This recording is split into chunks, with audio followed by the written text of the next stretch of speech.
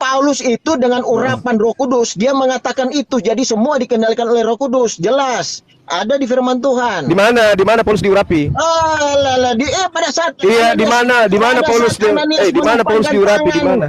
Pada saat Ananias menumpangkan tangan sehingga dia sembuh matanya, sekaligus dia menerima Roh Kudus. Ada di ayat firman Tuhan. Aduh, katanya kau sudah baca. Justru Ananias menampar mulutnya. Oh, salah. Justru Ananias menampar mulutnya Paulus. Ananias itu beda dengan Ananias ini. Ananias yang menghakimi Paulus itu beda. Kau nggak tahu. Aduh, beda. Memalukan. Beda. Ananias yang ada berapa Ananias? Ada berapa Ananias? Oh, nama Ananias bisa ada 100, bro. Salam satu Tuhan.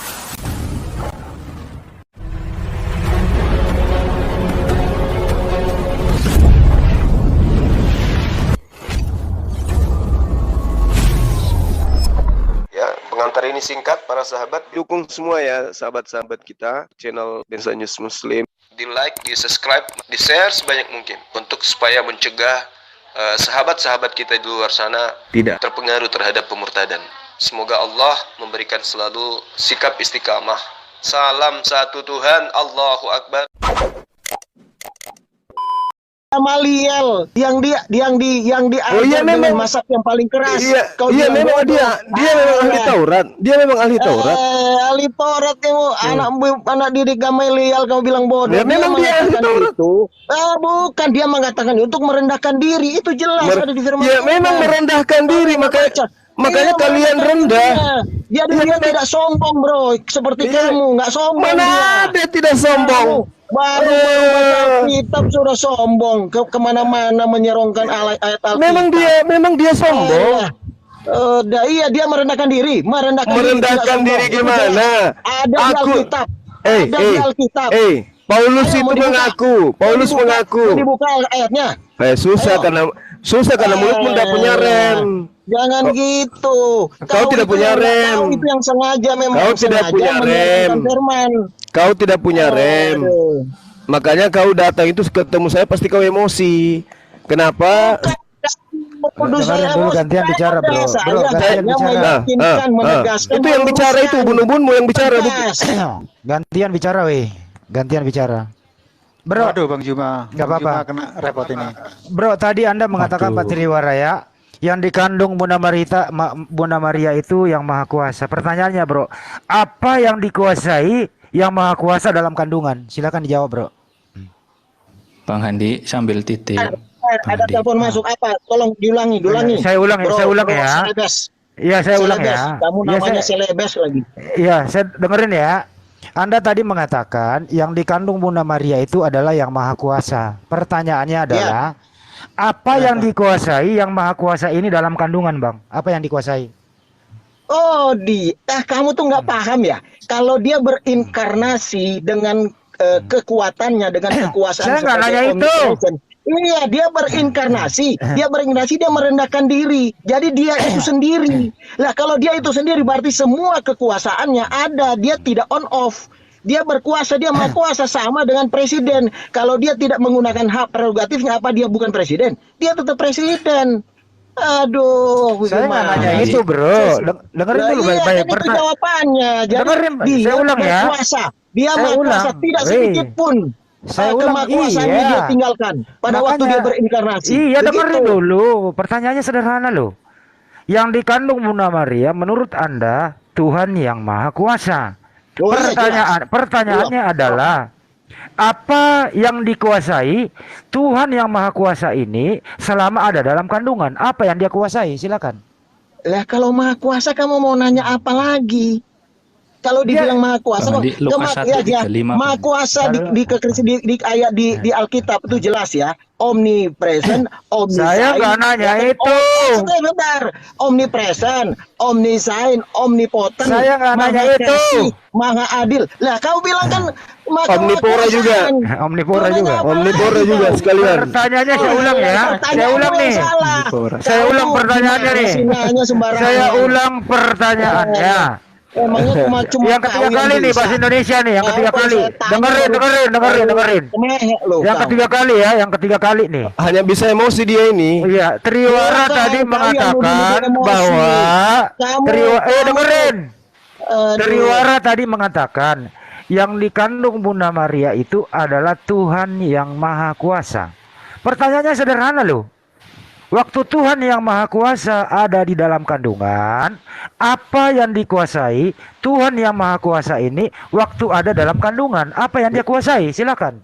Nggak ada. Ya yang maha kuasa dia berkenosis, tapi kemakuasaannya loh iya dia tidak meninggalkan kemakuasaannya, makanya dia Bicara harus sendiri. kandungan Yang saya saja. tanya. Tapi dia harus melalui proses. Lah kamu diam dulu dong kalau saya jawab. Di dalam Gimana kandungan sih? apa yang dia kuasai dalam Ya, kandungan? udah saya bilang dia tidak on off, dia menguasai semuanya, dia maha kuasa dan dia tidak, cuman dia tidak menggunakan hak prerogatifnya. Apa yang dia kuasai? Sesuai ayat Dia kan aja, Pak. berkenosis, dia merendahkan diri, mengosongkan Sesuai diri. Kau ayat. tahu nggak? Itu asumsi gereja Sampai itu. dia lahir. Ayat aja. Kamu Sesuai aja ayat. yang tidak mau menerima snusul Apa dan yang dia proses kuasai inkarnasi waktu itu. ada? Apa Sudah yang dia jelas. kuasai waktu ada dalam Dia kandungan? maha Apa yang dia kuasa, kuasai? makanya saya bilang tadi itu. Nggak ada. Omnipresent, omnisign, omnipotent, maha Apa yang kuasa, ditanyakan, maha apa adil, yang maha dijawab? kasih. Impoten, Ya, kok sudah impoten jelas. juga? Apa sih yang Bang kamu mau Andi, tanya? Lukas 1:35. Nggak usah, langsung aja. Saya rasa begini ya, gantian bicara ya. Di dalam kandungan Ya, Bunda gantian Maria bicara, itu, kau bicara terus kalau gantian. saya ngomong, kau bilang aku yang nggak gantian bicara. Kasih timer. Subjektif banget, silakan. Di Kasih dalam timer, kandungan, kasih. ya terakhir dari saya, di dalam kandungan Bunda Maria itu sempit. Sedangkan Tuhan yang Maha Kuasa berada di tempat sempit selama 9 bulan. Ya, kandungan Bunda Maria itu tidak seluas dengan Istiqlal atau tidak seluas dengan Monas gitu ya. Pertanyaannya, Tuhanmu yang Maha Kuasa ini berada dalam kandungan selama 9 bulan di tempat sempit. Pertanyaannya, Tuhanmu di tempat sempit ini yang Maha Kuasa, apa yang dia kuasai dalam himpitan itu? Silakan jawab. Ya, saya jawab ya. Ya. Kan sudah saya bacakan Efesus 2 ayat 6 dan 78. Dia berkenosis, dia mengosongkan dan merendahkan dirinya. Berarti Sehingga dalam kandungan bisa. tidak maha kuasa dia? Iya, masuk dalam kandungan, dia merendahkan diri. Berarti tidak Makanya maha ada kuasa firman dia? berkata, bukan begitu. Dia tidak menggunakan kekuasaan selama dia berkenosis. Berarti tidak berkuasa. Dalam kandungan dia tidak berkuasa. Sangat jelas dia berkenosis, dia merendahkan diri. Berarti di kan, dalam supaya kan- dia bisa lahir. Oke. Itu jelas, mengosongkan Apakah- diri dan merendahkan diri. Iya, dengerin. Itu jelas. Apakah Tuhanmu yang Maha Kuasa ini di dalam kandungan dia Maha Kuasa atau tidak? Maha kuasa. Apa yang dia kuasai? Apa yang dia kuasai? Nah, yang saya sudah bilang tadi, masa bolak-balik saya ngomong. Apa yang dia kuasai kalau dia Maha Kuasa? Sudah saya bilang tadi. Apa bolak-balik. yang dia kuasai kalau dia Ya, Maha sudah Kuasa? Saya bilang tadi, omnipresent, omnisign, omnipotent. Apa maha yang kasih, dia maha kuasai adil. dalam kandungan kalau dia Maha Aduh, Kuasa? bagaimana Apa yang dia sih? kuasai? Sudah Triwira. saya Sini saya sampaikan. bisikin, Itu Triwira. apa Bilang, namanya? jawab. Kau tuh bolak-balik dijawab, tapi kau pengen jawabannya sesuai dengan pikiranmu. Yang dikuasai Sudah jawab. lato-latonya bilang gitu. Jawab gitu. Sudah jelas kok, ya. Maha Jadi Kuasa supaya kok masuk apa? dalam Dia kandungan berkenosis. terhempit 9 bulan. Dia lahir melalui proses kelahiran manusia sehingga dia disebut anak manusia, sehingga nyawa Saya yang belum ada ngomong di dalam lahir. darah itu terbentuk. Saya untuk belum bicara dicurahkan lahir. di Bukit Golgota. Untuk apa? Untuk menanggung manusia, menebus manusia, menanggung dosa manusia. Buset. Ke Dewa Molok. Darahnya dipersembahkan ke Dewa Molok. Gitu. Sudah sesuai dengan Alkitab. Darahnya kau persembahkan kepada siapa Yesus itu? Hah? Gimana? Patriarki. Darahnya Yesus kau persembahkan ke siapa? Dewa siapa? Oh dewa, nggak ada itu untuk menanggung dosa kita. Ya, untuk menanggung dosa, menebus manusia karena dosa warisan sama dosa perbuatan itu Darah sama dengan manusia hutang. itu dua Sama darah. dengan hutang harus dibayar. Dibayarnya dengan darah yang suci dan itu. Ini bukan dinubuatkan. gereja. Oh, iya. Ini bukan gereja. Jangan gitu dong. Parah kau. Assalamualaikum. Jangan Ini- begitu, Waalaikumsalam. gantian dong, Bang Suma. Ini bukan Kau gereja. Kau cuma Kenapa? ngeretus doang kau. Kenapa ngomongmu itu mulutmu kayak mesin Kalau saya kelapa? ngomong, kau ngomong. Terus aku Yahudi bilang gantian. Kau itu subjektif gantian, banget, gantian. bro. Gantian, Gantian gantian. apa? Kau yang saya mau ngomong. Saya kamu nggak tanya, kasih ke saya lain. tanya, Gimana sih? darah Yesus Aduh. itu dipersembahkan ke dewa siapa? Itu pertanyaan Nggak saya ada loh. dewa-dewa, nggak ada persembahan kepada dewa, nggak Loh, ada. Itu Tuhan- sesuai dengan nubuatan. Tuhan Dan itu harus minta. dilakukan seperti Nggak mau berhenti mulut kau bicara kayak bencong kau mulutmu. Tambahkan lagi Oten Bang Andi biar pakai timer. Kau diam, Tangan kenapa aja kau Oten dibawa. mulutmu? Diam aja mulutmu. Nggak ada orang yang lebih pintar daripada saya di sini tentang Bible. Paham kau Triwira? Hah? gimana sih? Kamu Kau yang diam, suka kau diam dulu. Kau diam dulu. Bukan dia dulu, kamu yang potong-potong. Saya mau jelasin, kau potong. Tidak akan pernah bisa kau menjelaskan sesuatu apapun di Tidak akan hadapanku. pernah bisa. Ngapain kau tanya kalau saya nggak bisa jelasin? Saya hanya ingin mempertontonkan. Memalukan kau itu bangsa. Saya hanya ingin Kau jawab, mempertontonkan. ngapain lu tanya? Emosi dia. Kalau habis Banyu mah jawab baru dia Emosi. naik. Emosi kan? Kalau kebenaran disampaikan kau potong terus. Kebenaran Terus nggak bisa apa? jawab. Kebenaran Nah, tidak apa? bisa jawab. Ngapain kamu tanya, Bang? Kamu itu aja. Kamu itu tidak menjawab. Kamu itu mengaburkan segala sesuatu yang ada dalam Bibelmu sendiri. Saya tanya samamu, di dalam Imamat 1 nomor 2 Tuhan minta persembahan darah hewan. Ayo. Memalukan. Coba Udah kau dijelaskan. tunjukkan. Coba kau tunjukkan apa? data di dalam kitabnya orang Yahudi Tuhan minta darah manusia. Di mana tertulis itu? Oh, begini ya, sejak awal, sejak Abraham, ya kan, sejak Abraham, ya kan, Abraham harus mempersembahkan domba. Untuk apa? Untuk menutupi dosanya. Dan itu bukan hanya Domba. dari Abraham, dari sejak Adam dan Hawa. Hawa pun. Saya tanya, di mana dalilnya Tuhan minta persembahan manusia? Di mana dalilnya? Di mana dalilnya Tuhan minta? Di mana dalilnya Tuhan minta? Korban. Saya minta dalilnya di mana? Dan itu harus dilakukan. Itu adalah tipologi anak domba. Makanya Tuhan Yesus yang tak Kau sebut dulu, kena repot. Mbak Allah yang tak Nanya dulu nih, Bajul turun jelas. ini Nah, orang ada dulu. domba itu Nggak nyambung itu jadi orang dipersembahkan untuk menutupi dosa Turunin mereka. dulu, biar Banyu mah jawab. Ya, Kena repot nanti. Bang Juma tadi kena repot ini. kena repot lagi. Waduh. Tadi sudah 4. Ini kalau kena lagi 5 jadinya. Jadi gini Triwira. Al-Qur'anul Karim surah Al-Hajj ayat 34. Imamat 1 nomor 2. Tuhan yang kami sembah minta persembahan. Tapi persembahan yang diminta itu adalah hewan ternak, bukan manusia. Giliran Kristen datang mempersembahkan manusia. Pertanyaan saya, ketika Tuhannya Yahudi tidak pernah minta darah manusia, tetapi Kristen mempersembahkan Yesus di atas tiang salib dalam pemahaman mereka untuk nebus dosa, pertanyaan yang muncul kemudian, Yesus dipersembahkan ke Tuhan yang mana? Karena Tuhan kami tidak pernah minta manusia untuk dipersembahkan. Itu yang perlu Saudara Triwira jawab. Yang ada di dalam pengajaran orang Yahudi, Tuhan minta persembahan darah hewan. Bahkan Yesus mengajarkan di dalam Lukas 5 nomor 14, Matius 8 nomor 4, agar Bani Israel mempersembahkan hewan kurban, hewan ternak, bukan darah manusia. Nah, untuk menutupi aibnya ini, maka Yesus kalian sebut lagi dengan binatang, anak domba. Demi apa? Demi untuk melangsungkan upacara persembahan darah manusia kepada dewa. Dewa siapa yang minta darah manusia?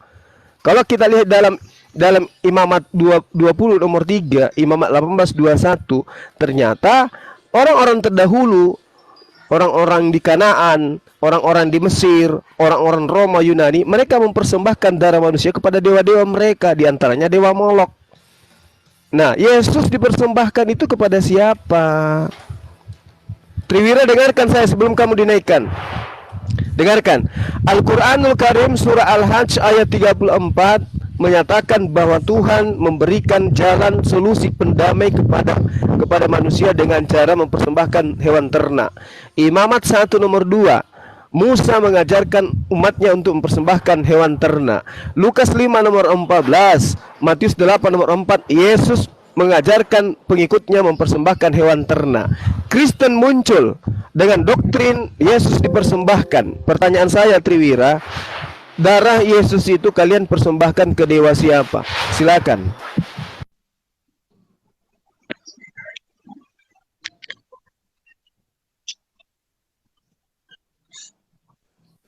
Tambahin aja Bang Zul, tambahin aja ini otengnya kalau ada yang mau naik.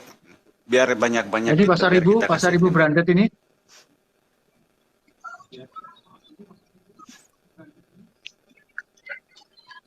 Oh ini Gurunda sudah kena report ya tadi ya? Iya, tadi kena repot itu. Langsung tak cancel dari sini. Masya Allah. Wah, Terlalu banyak yang penginjilan. repot. Brodmin, gimana Ya, kabarnya Brodmin? ya, puji Tuhan.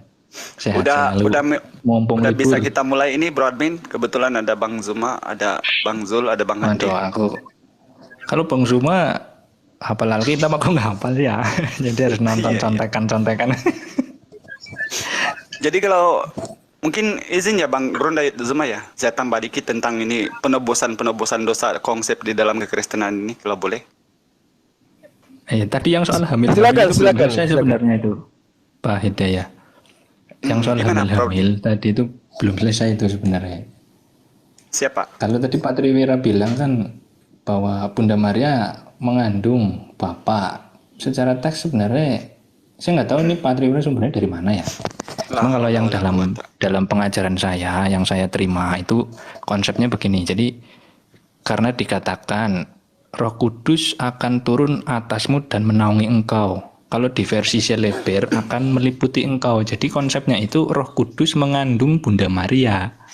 Sehingga Bunda Maria mengandung Yesus. Mengandung dari anak Roh Kudus. Sebenarnya itu konsep Rodmin. Kalau tidak diubah oleh Lutheran Iya, di betul. abad ke-15, itu Konsepnya sudah betul mah. dari Katolik itu sebenarnya. Bahwa Bunda Maria mengandung anak dari Roh Kudus. Sang Yang Ilahi mengirim anaknya untuk menjadi juru selamat. Hanya begitu sebenarnya, tidak repot. Bukan begitu tadi. Begini ya, izin ya. Bro admin, tadi kan Triwira mengatakan Iya, iya. yang dikandung Bunda Maria itu adalah yang Maha Kuasa, adalah Yesus. Anda dengar sendiri toh? Waduh. Oke. Iya. Nah, Anda setuju sampai di sini dulu? Bunda Maria mengandung Yesus betul. Yang Maha Kuasa. Ya, kalau yang Maha Kuasa, Yesus yang Maha Kuasa betul juga Bang Andi, kan kita Berarti mengakui oke, Yesus Anda Maha setuju Kuasa. dengan Triwira bahwa Bunda Maria itu mengandung yang Maha Kuasa adalah Yesus, betul? Bukan, Pak Triwira bilang Bunda Maria mengandung Bapa karena Bapa di dalam Yesus kan tadi bilangnya seperti itu. Iya, berarti Bapak kan Maha Kuasa. Iya, tapi dalam pengajaran nggak seperti itu. Yang Berarti, diajarkan itu begini. berarti Loh. Triwira tadi menjawab loh. Yesus ya, Bunda Maria itu mengandung yang Maha Kuasa, adalah Yesus itu sendiri yang Maha Kuasa. Kan gitu. Nah, pertanyaan selanjutnya. Sederhana loh tadi. Apa yang dikuasai yang Maha Kuasa ini dalam kandungan? Jadi Ya, jangan berbicara belum dua ada yang kandungan. tahu, nggak ada. Hah? Belum ada yang tahu kan. Berarti dia tidak Maha masih di Kuasa. kandungan. Lo tahu nggak Iya. kandungan itu? Sempit sekali, bro. Tidak jujur saja Bang Andi ya sebenarnya mereka. Kalau mereka jujur, Begini, Bang Andi. apa bedanya Brodmin gini? Apa bedanya si Yesus itu dengan kita? Tidak ada bedanya. Cuma dia itu utusan dari Tuhan. Itu sih yang membuat dia lebih. Sehingga dia berkata dalam Yohanes 10:29, Yohanes 14:28 bahwa Bapaknya itu lebih besar daripada dia dan siapapun. Iya, Jadi memang. di sini kalau seorang utusan katanya tidaklah lebih tinggi dari tuannya atau seorang yang diutus tidak lebih tinggi daripada yang mengutus ya. Yohanes 13:16 itu. Sudah jelas bahwa seorang yang diutus oleh Allah kepada kaumnya Bani Israel yang kulirasinya begitu banyak dalam Al-Qur'an, yang dia ini diutus hanya kepada satu kaum untuk penyampai kabar firman dari Tuhan. Tidak mungkin sebenarnya kita anggap dia itu sebagai Tuhan yang maha tinggi. Namun oleh karena begini Brodmin, kebanyakan daripada Protestan itu yang sudah termakan dogma dari Lutheran di abad ke-15 memperagakan itu seakan-akan kebenaran Brodmin. Padahal ini bertentangan dengan Bible kamu sendiri. Bagaimana dengan konsep penebusan dosa ini yang saya mau jabarkan tadi, mau nambahin sedikit dari Bang Zuma. Di dalam Bible itu sendiri, kalau Yesus itu sang penebus, boleh kamu baca dalam Matius 16:27, Yohanes 8:34, Yohanes 1:9, dia itu tidak pernah mengampuni dosa manusia Brodmin. Hanya satu-satunya Bapa yang maha pengampun. Karena dia itu menegakkan syariat ajaran sebelumnya dan memang benar Tidak ada satupun nubuatan di perjanjian lama Tuhan akan menjadi tumbal untuk penebus dosa manusia. Ini tidak ada ajaran begini, bro admin. Tidak pernah ada di perjanjian lama Old Testament bahwa Tuhan itu akan datang sendiri ke bumi menjadi penebus dosa manusia. Ini ajaran ansip Romawi dari Roma. Tidak ada yang begitu. Namun kalau kamu tidak jujur ya silakan bertahan terus dengan dogma. Intinya kita tetap dialog sampai hari kiamat gitu. Maka kalau sudah boleh dimulai, di sini sudah lengkap ini. Ada Bang Zul, ada Bang Zuma, ada Bang Handi. Bismillah yuk. Lanjut. Ajarannya dari orang Farisi, akhi. Orang Farisi, Matius 23 nomor 15. Orang Farisi akan membuat sebuah agama, pengikutnya menjadi orang neraka dan 2 kali lebih jahat daripada orang Farisi itu sendiri. Dan orang Farisi itu adalah Paulus itu sendiri. Satu-satunya agama yang didirikan oleh orang Farisi adalah agama Nasrani. Itu diterangkan di Kisah Para Rasul 24 nomor 5. Paulus adalah orang yang berasal dari sekte Nasrani, Kristen. Lanjut. Betul. Lagi kalau kita baca sebenarnya daripada ajaran Rasulullah lalu Al-Quranul Karim ya. Allah Subhanahu wa taala dalam surah As-Saff Al-Araf kalau tidak salah ya 153 An-Nur 22. Sama konsepnya dengan Yakobus 5 nomor 15 atau di YSGL 116. Yang kemudian di situ dikatakan Allah itu Maha Pengampun, mintalah maka diampuni. Imannya akan menyelamatkan dia, bukan untuk tumbal Tuhan dada. Nauzubillahi min zalik. Jadi di Bible itu, bro admin, kenapa kita harus berdiskusi? Karena Bible itu berperang sesama Bible. Perjanjian lama berperang dengan Yesus, Yesus berperang dengan Paulus. Jadi 3 segi, maka terjadilah Trinitas. 3 ayat sebenarnya, 3 kontra. Inilah menjadi perang-perangan kita ini. Padahal kalau antum-antum ini jujur, dengan begitu banyak referensi, kamu baru-baru ada di Kemal saya tanya sama kamu, apakah begini lama ya di dalam perdebatan, di Zoom kan hari itu, sampai kamu dikatakan sama Oten-Oten itu kamu itu bidat. Selalu menyebelahi teman muslim. Padahal kamu sebenarnya mengandung kejujuran gitu. Namun kamu tidak boleh meninggalkan dogma itu mungkin dengan semudah-mudah. Saya percaya itu, bro admin.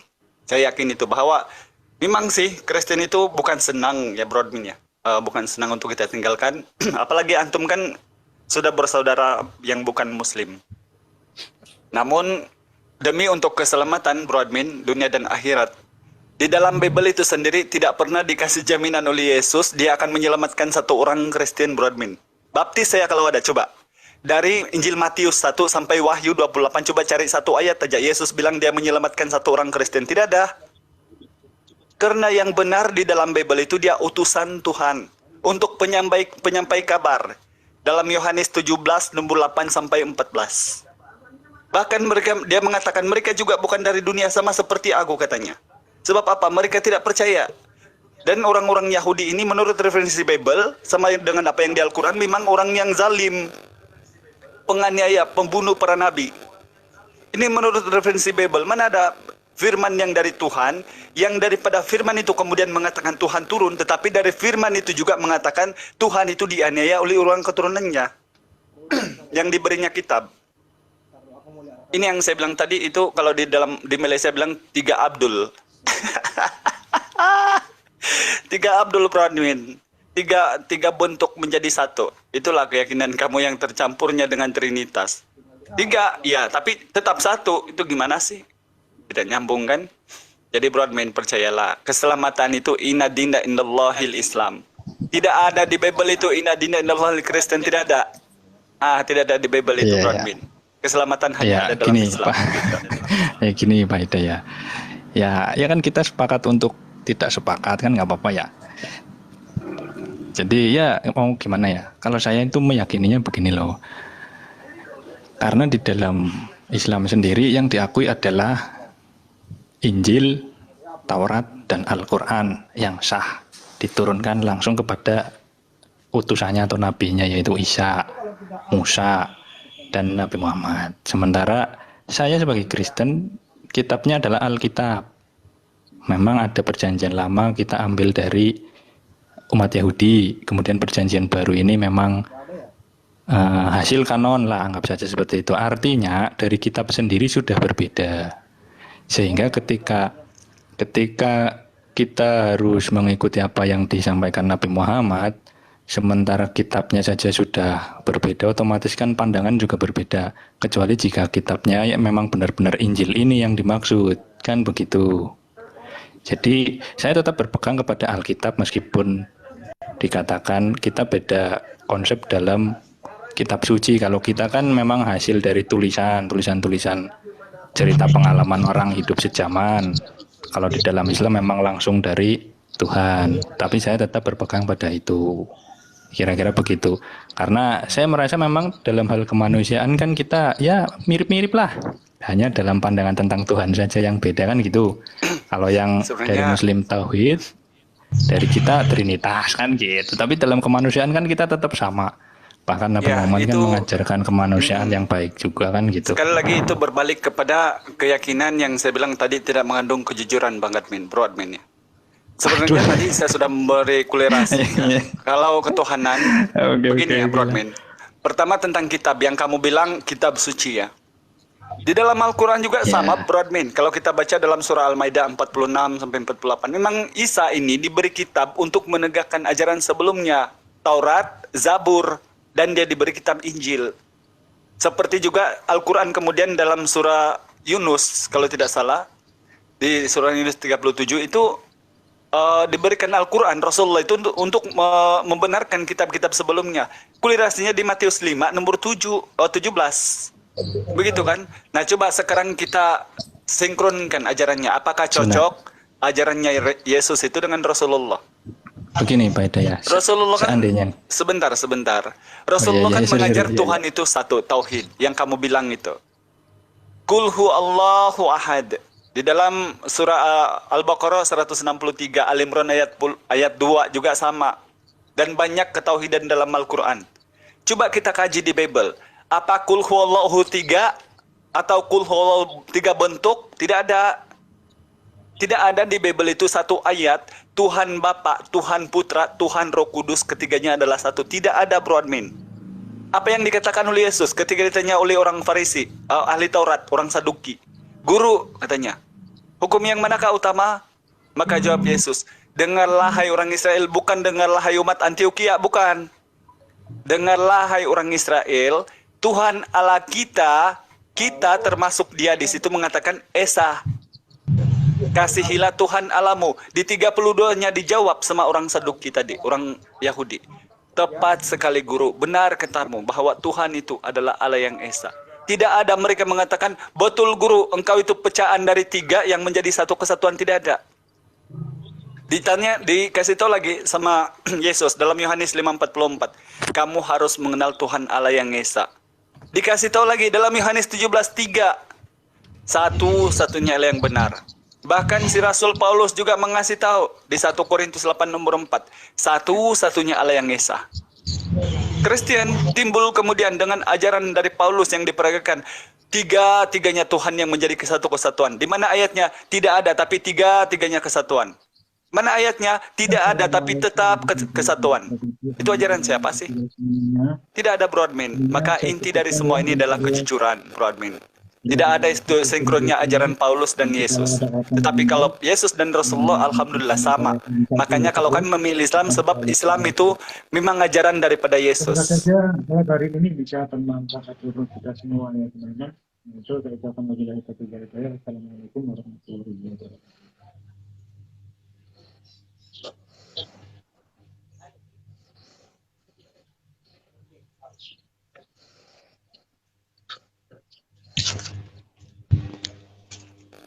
Oke, Gerunda, lanjut Gerunda. Atau Bro Admin. Ini Siska sini siapa?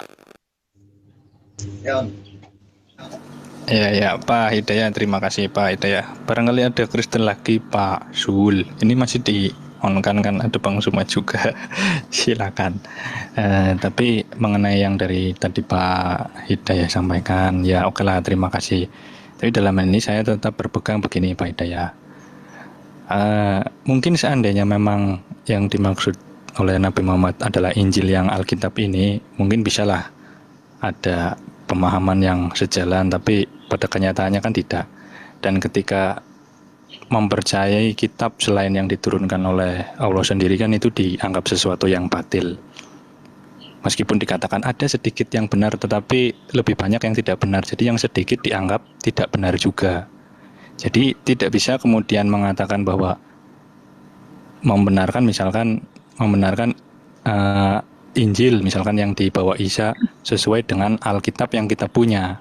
Karena itu konsepnya sudah berbeda, isinya juga sudah berbeda. Bang Billy mungkin bisa request dulu Bang Billy.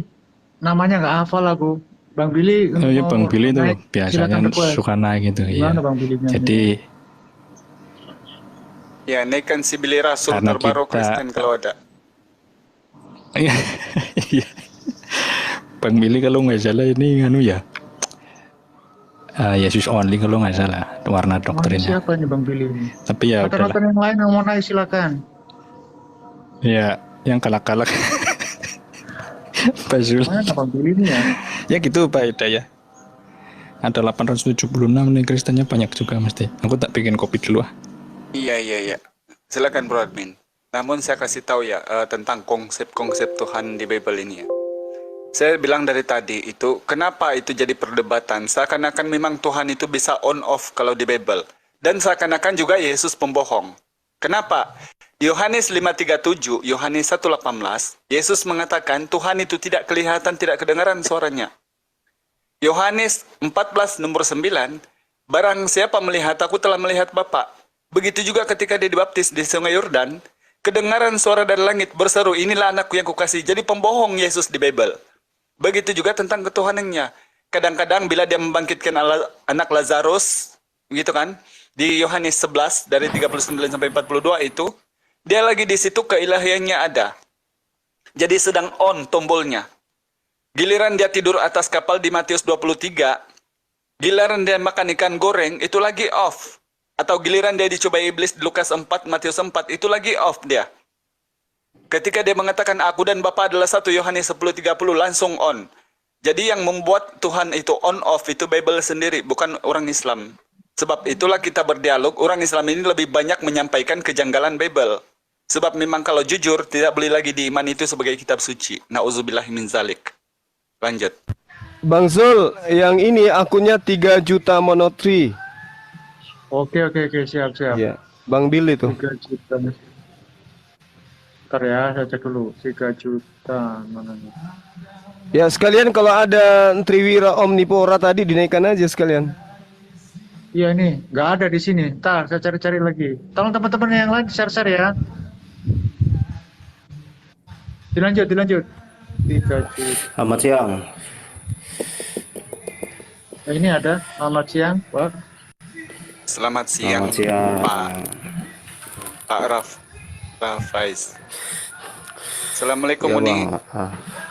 Saya Kristen, Bang. Ini saya mau sampaikan, pas katanya ini kan abang-abangku ini kayaknya sudah para suhu semua nih, para gurundana. Gini Bang, coba Abang tolong carikan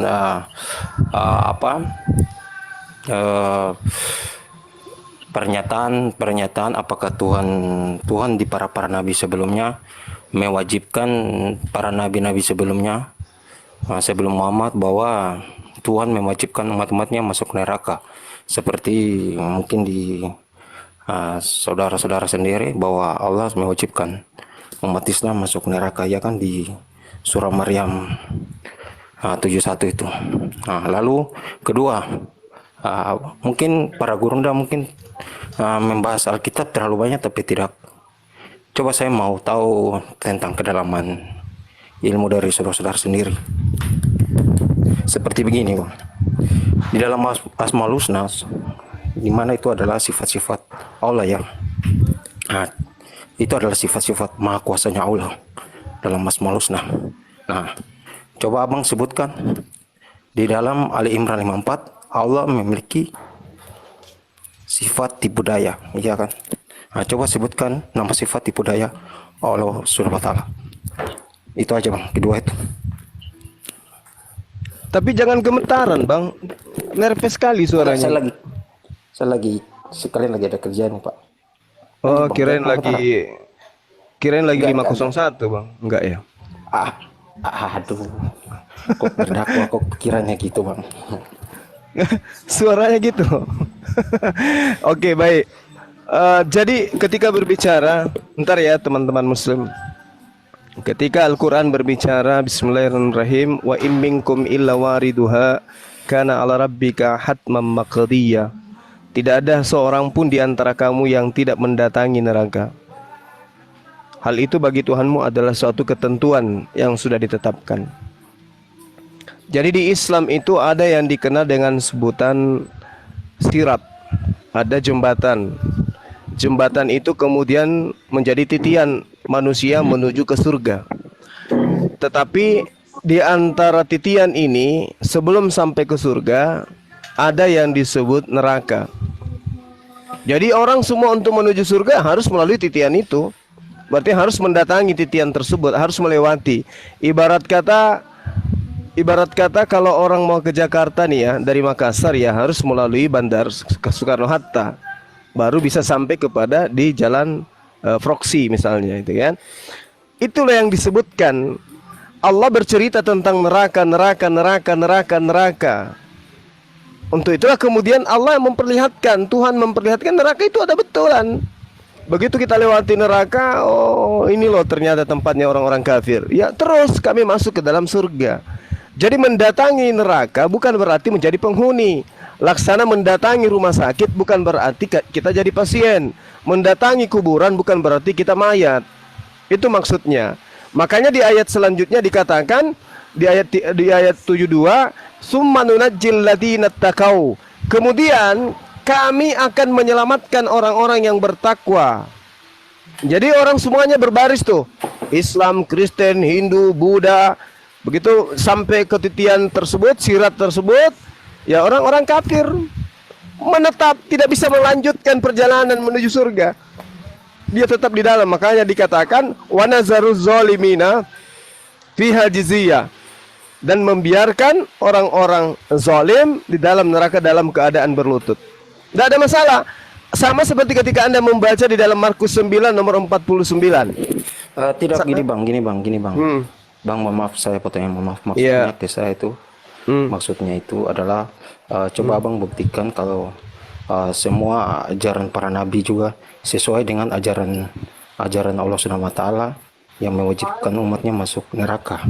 Karena di dalam ajaran para nabi yang lain juga tidak ada ajaran bahwa umatnya masuk neraka. Berarti memiliki Tuhan yang berbeda. Tolong abang tunjukkan. Baik. Tolong bang. Oke. Sekarang begini, Anda percaya enggak bahwa para nabi di dalam kitab saudara mengabarkan dan memproklamirkan bahwa manusia akan diupah berdasarkan dengan perbuatan masing-masing? Anda percaya enggak itu? Betul abang, saya percaya. Tapi yang jadi permasalahannya di situ tanda kutipnya itu bahwa Tuhannya mewajibkan umatnya masuk neraka begitu. Karena di ajaran para mendatangi, nabi mendatangi neraka.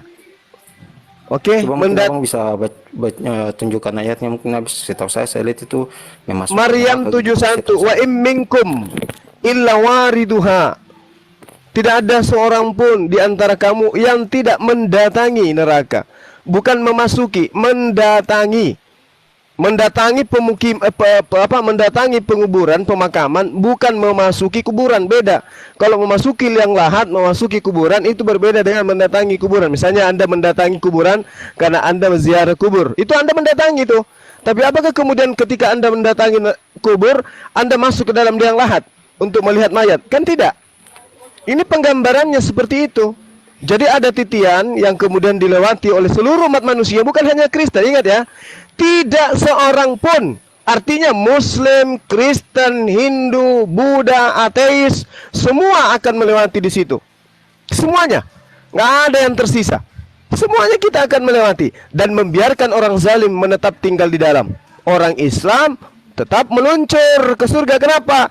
Karena orang Yahudi, orang Nasrani, orang mukmin, siapapun di antara mereka yang bertakwa kepada Allah, mereka akan diberi keuntungan, tidak dirugikan. Nah, bagaimana bisa kemudian umat Islam itu tidak akan mendatangi neraka dalam perspektif pemahaman Kristen? Karena Allah menjanji di dalam Al-Quran surah Al-Mu'minun bahwa yang mewarisi surga Firdaus itu adalah umat Islam, orang-orang mukmin, orang yang bertakwa. Itu yang perlu saudara pahami. Tapi kalau Anda tidak percaya apa yang saya jelaskan, coba Anda baca di dalam Markus 9. Dikatakan di sana setiap manusia akan digarami dengan api neraka. Itu. Betul yang abang katakan. Tapi begini bang, yang tertulis itu adalah hal bagi Tuhanmu, kepastian. Ketetapan bagi Tuhanmu. Tuhanmu ini dalam arti ini untuk para umat Nabi Muhammad gitu saja. Kan Tuhan itu Tuhanmu. Memang menurut saudara Tuhan itu ada berapa Tuhan itu menurut saudara? Kan begini bang, Al-Quran kan diturunkan untuk pada Muhammad, kepada para umatnya. Untuk manusia seluruhnya. Al-Quran itu diwahyukan untuk umat manusia seluruhnya, kecuali Anda tidak merasa manusia. Litubayyina linnas, untuk seluruh umat manusia. An-Nahl ayat 44. Gitu bang. Nah sekarang saya terima itulah bang. Yang jadi permasalahan para nabi sebelumnya itu tidak ada ajaran bahwa Tuhan umatnya untuk saya mau menjelaskan, tapi Anda tidak memberi ruang. Gini, Anda percaya di dalam kitab saudara diterangkan manusia diupah atas perbuatan masing-masing. Dia akan dihakimi dan diberi upah berdasarkan amal masing-masing, perbuatan masing-masing. Nah kira-kira kalau itu Anda imani, amal Anda seimbang antara amal perbuatan baik dan amal perbuatan buruk, Anda diteruskan kemana nih kira-kira? Kan diupah tuh. Apa yang Anda rasakan kira-kira nanti? Amal kebaikan Anda dan amal keburukan Anda seimbang. Gini bang, di dalam ajaran kan diupah nih. Kalau yang kami baca itu tidak ada ajaran Nabi bahwa mewajibkan bahwa untuk masuk mendatangi neraka. Ada ajaran para Nabi. Oke, Oke, saya tanya dulu kepada abang. Mungkin para Nabi mungkin. Tunggu dulu. Sebenarnya kalau Anda kalau paham penjelasan saya, Anda sudah ngerti di sini. Ketika kemudian di hari pembalasan kelak, apakah Anda meyakini manusia ini akan dibalas sesuai dengan perbuatan masing-masing? Percaya enggak? Bagaimana bang? Maaf putus bang. Apakah saudara saya percaya bahwa kita kelak akan diupah berdasarkan perbuatan masing-masing? Iya bang, ya bang. Oke. Nah, kalau perbuatan baik diupah di mana? Perbuatan baik surga, bang. Kalau perbuatan buruk? Neraka.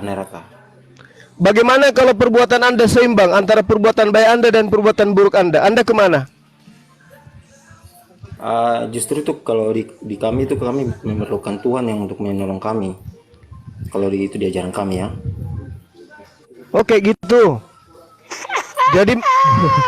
Jadi maksudnya perbuatan buruk Anda itu diambil sama Tuhan, ditanggung, dihapuskan gitu. Iya. Jadi kalau misal karena gini bang. Oke, sabar. Sudah semakin melebar nih. Oke. Tadi kan itu intinya saya tanyakan saja. Coba abang mungkin tunjukkan ajaran para nabi sebelumnya juga yang mengatakan bahwa Tuhan mewajibkan ketetapan Tuhan harus masuk neraka. Gitu bang. Kan jelas tuh bang. Di dalam Mazmur itu di Al-Quran itu Tuhan Rabbul Alamin, Tuhan semesta alam. Di mereka itu Tuhan Rabbul Bani Israel, Tuhan semesta Bani Israel, itu bedanya. Jadi gini bang, Mazmur 62:12, Amsal 24:12, Yesaya 3 nomor 10, Yeremia 17 nomor 10, Yeremia 32, Yeskel 7 nomor 27. Di situ jelas sekali manusia diupah berdasarkan perbuatan masing-masing. Malah Tuhan mengganjar manusia sesuai perbuatannya dan membuat setiap orang mengalami sesuai dengan kelakuannya. Ayub 34 nomor 11. Jadi kalau seimbang perbuatan Anda, jelas sekali Anda sudah mengakui bahwa orang akan diupah berdasarkan perbuatan masing-masing. Kenapa kemudian Anda menisbahkan perbuatan Anda kepada oknum lain, kepada Tuhan?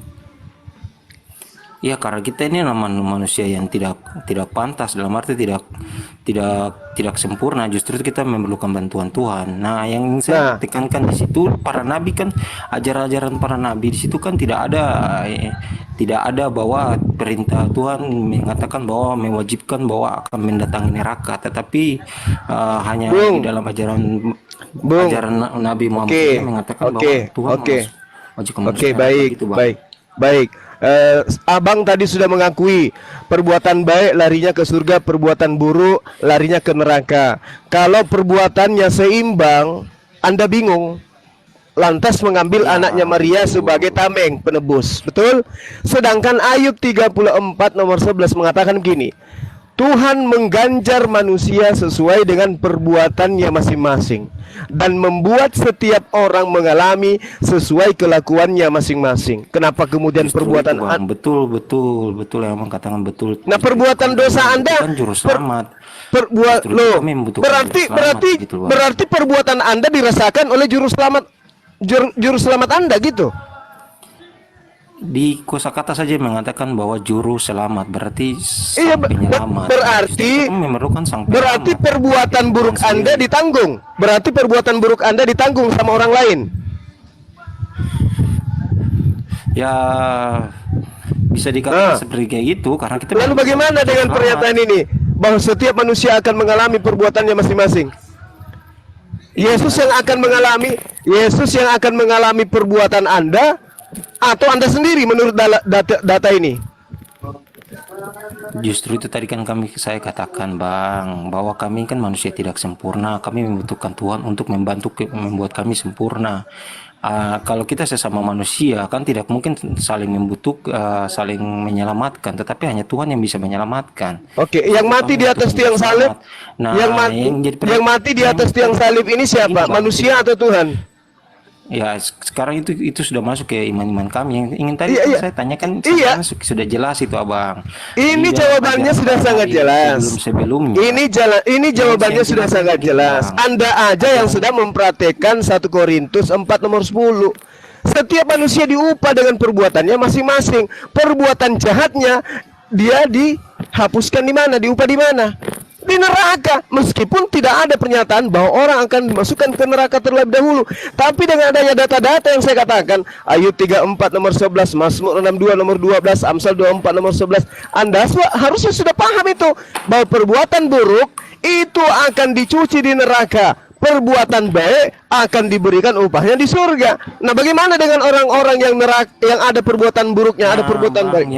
Yang masalahnya itu tentang konsep tadi Abang katakan, pencuciannya di surga itu tidak diajarkan nabi-nabi sebelumnya. Oke, saya oke. Semua tidak baik. Oke, baik. Nah, oke, baik. Bagaimana dengan perbuatan orang-orang yang belum mendapatkan Yesus hidup? Zaman Ayub, orang yang imbang amalan baiknya dan amalan buruknya. Dia tidak percaya kepada anak Maria, dia tidak percaya kepada ajaran Kristen bahwa Yesus datang menebus dosa mereka. Bagaimana dengan perbuatan baik dan perbuatan buruk mereka? Sebelum zaman Yesus itu kan mereka mengenal dengan Yahweh, Allah Israel. Iya, Kan justru Elohim, Yahweh, justru yang diutus oleh para nabi. Mereka dapatkan keselamatan. Dengan cara apa? Dengan percaya kepada Tuhan Elohim itu sendiri. Iya, mereka sudah percaya. Mereka sudah percaya. Orang-orang Yahudi juga percaya kepada Tuhan yang benar, tapi mereka masih melakukan dosa. Nah, yang saya pertanyakan ini, dosa mereka ini gimana dihapuskan? Sementara Yesus belum ada. Mereka diupah dengan cara apa? Karena dikatakan dalam Ayub 34 nomor 11, mereka akan diupah sesuai dengan perbuatan masing-masing. Mereka akan merasakan sesuai dengan perlakuan mereka masing-masing. Mereka punya dosa, mereka harus merasakan akibat dosa itu. Dengan cara apa mereka merasakan akibat dosa itu? Dengan cara apa? Percaya kepada Yahweh, sebelum itu kan Yahweh. Loh, Anda yakin bahwa orang-orang yang percaya kepada Yesus tidak lagi melakukan dosa gitu? Ya, kalau orang yang percaya kepada Yesus lalu melakukan dosa, itu adalah orang betul-betul yang tidak meladani sekarang Yesus. Nah, sekarang bagaimana dengan mereka yang hidup penuh dosa? Itu berarti dia tidak menjadikan Yesus sebagai teladan hidup. Nah, sekarang kalau misalnya mereka percaya bahwa Yesus itu sebagai penebus dosanya, tapi mereka juga masih tetap melakukan dosa, seperti apa upahnya? Surga gitu. Misalnya Anda percaya kepada Yesus sebagai Tuhan juru selamat Anda, tapi Anda memperkosa orang lain. Orang yang Anda perkosa itu Anda bunuh.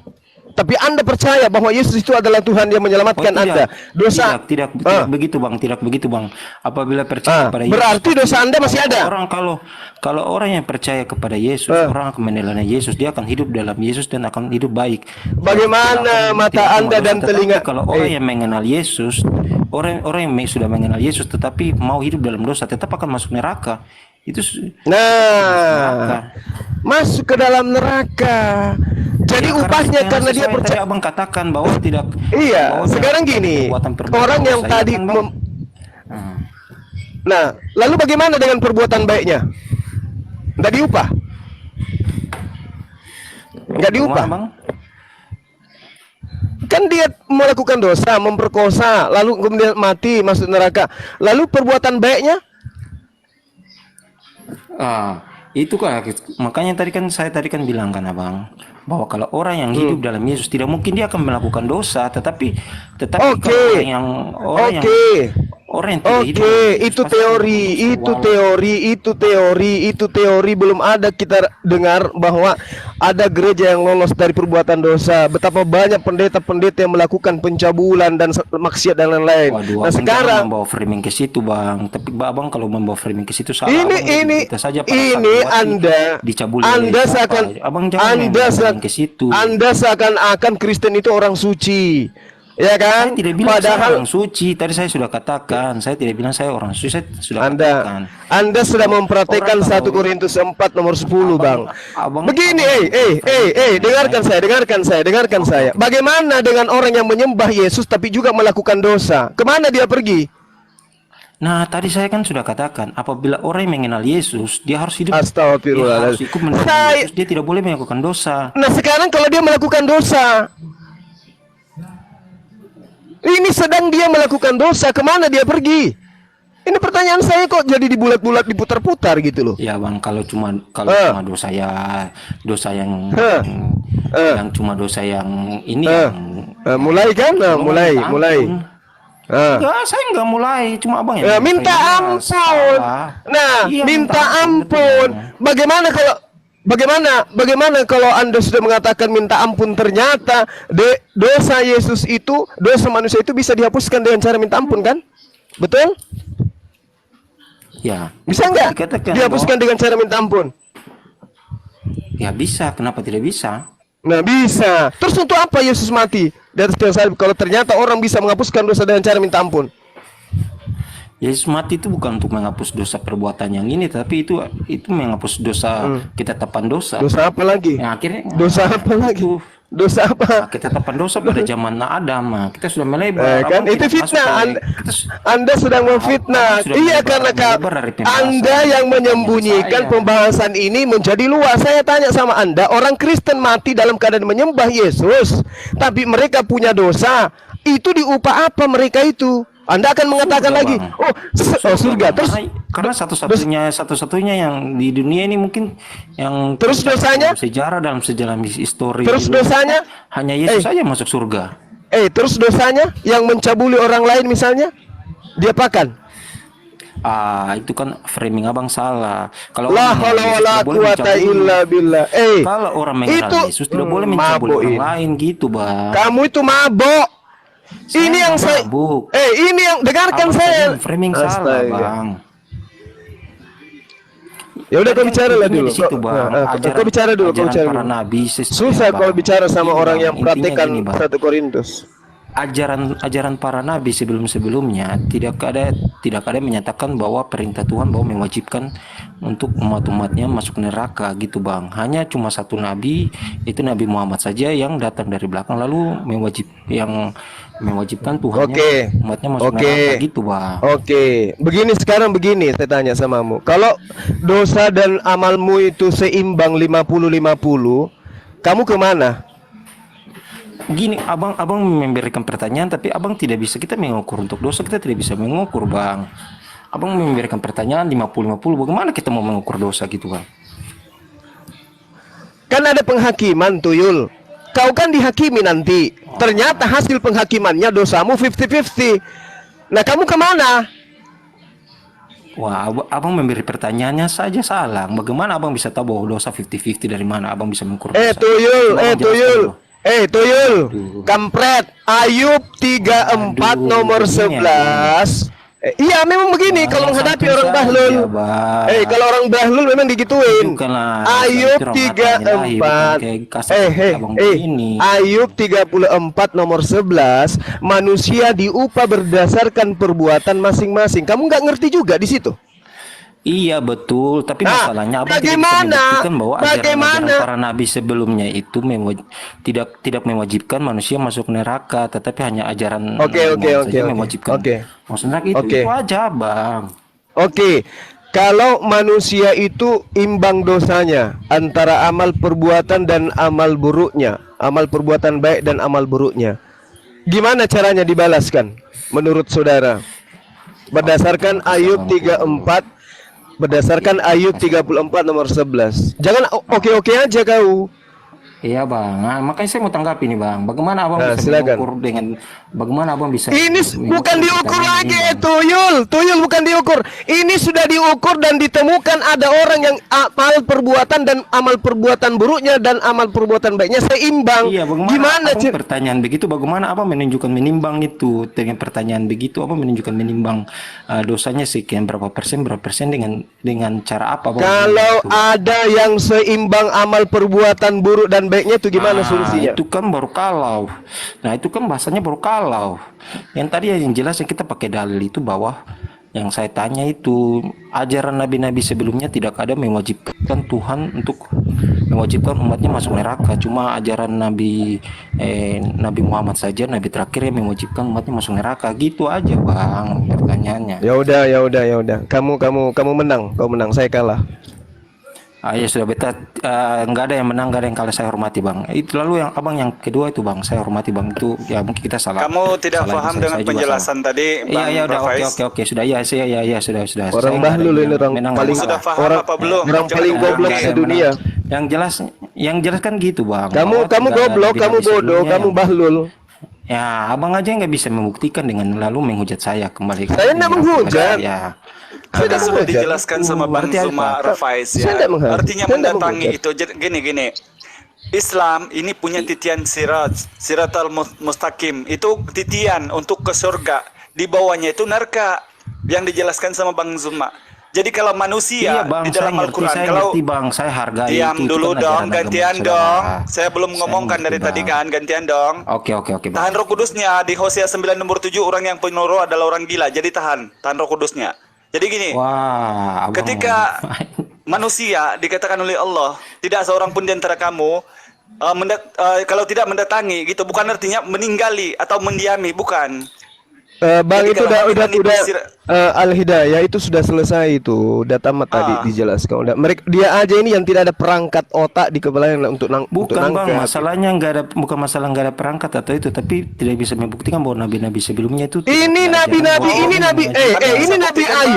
ini Nabi Ayub, Nabi Daud sudah menjelaskan Tuhan akan mengganjar manusia sesuai dengan perbuatannya dan membuat setiap orang mengalami sesuai kelakuannya. Nah, kalau perbuatannya ada perbuatan yang harus kau diam dulu.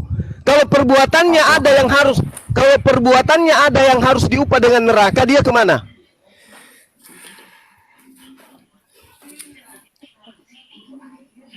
Sudah Bang.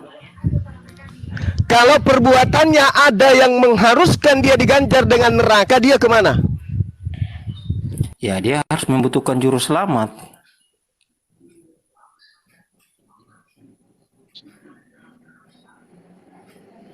Nah itu kan karena apa? Berarti nabi-nabi sebelumnya yang selalu diklaim oleh saudara-saudara, Musa, apalagi itu Abraham dan yang lain, tidak ada Tuhannya memerintahkan bahwa umatnya diwajibkan untuk masuk neraka. Mungkin hanya Nabi Muhammad saja yang ajarannya sendiri yang beda dari nabi-nabi lain yang mewajibkan umatnya masuk neraka. Ya kan itu aja Bang. Aduh, Bang Zuma kena repot lagi nih. Oke, berarti saya lanjut ya Bang ini ya. Jadi gini, tadi dijelaskan sama Bang Zuma. Aku dulu sebentar. Bro, kalau neraka itu ada isinya nggak buat orang Kristen, bro? Jawab, bro. Bagaimana bro? Di neraka itu ada orang Kristen nggak masuk neraka?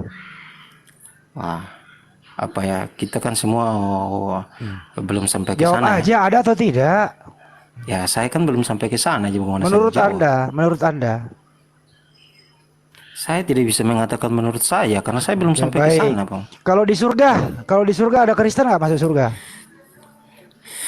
Saya juga belum bisa menjawab karena kita Ya udah, sama-sama kamu ini turun, belum diturunkan aja nih Bang Andi. Biarin dulu saya main Bang bentar. Zul. Saya dulu. Pertanyaan kedua dulu, Bang. Belum dijawab pertanyaan Orang kedua. nggak coba. ada ilmu, nggak ada ilmu. Kita udah selesaikan pertanyaan kedua. Oke, baik. Bang Zuma. Bro, apakah ada orang Kristen yang berdosa, Bro?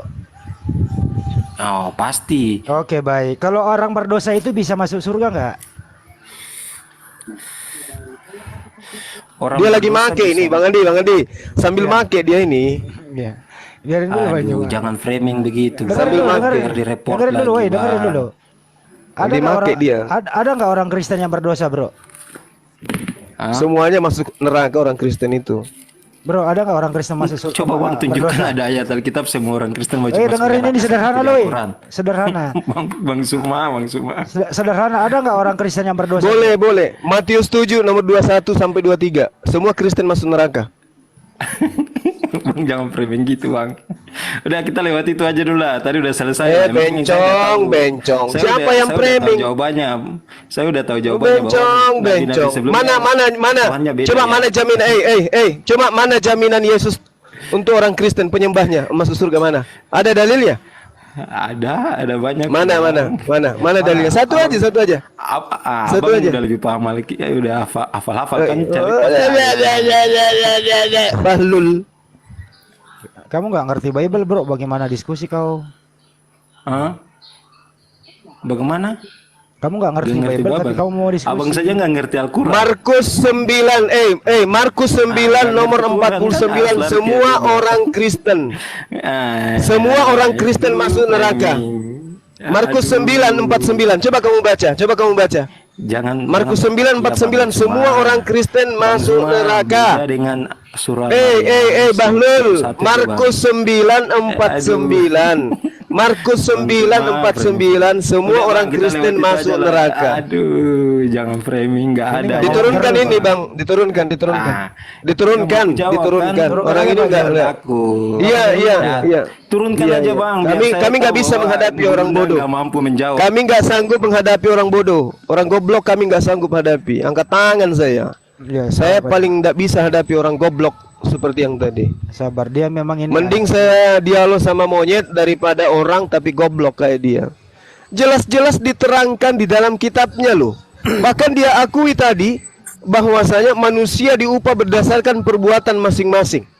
Ayub 34 nomor 11, Mazmur 62 nomor 12, Amsal 24 nomor 12, Yesaya 3 nomor 10, 11, Yeremia 17 nomor 10. Manusia diupah dengan perbuatan masing-masing. Upah kebaikan surga, upah keburukan neraka. Kalau seimbang antara kebaikan dan keburukan, dia kemana? Ke surga dulu atau ke neraka dulu? Al-Quran berikan solusi neraka dulu. Habis mereka disiksa baru dimasukkan ke dalam surga. Itu baru dikatakan adil. Itu baru dikatakan ajaran kasih. Nah kalau Kristen ini tidak. Sekali neraka selamanya. Loh, bagaimana dengan perbuatan baiknya seseorang? Dia punya dosa, membunuh, memperkosa. Tapi di samping itu dia juga punya amal kebaikan. Apakah tidak diupah? Kebaikan itu pasti diupah. Itulah makanya para nabi mengajarkan Ayub 34:11 yang tadi yang saya katakan.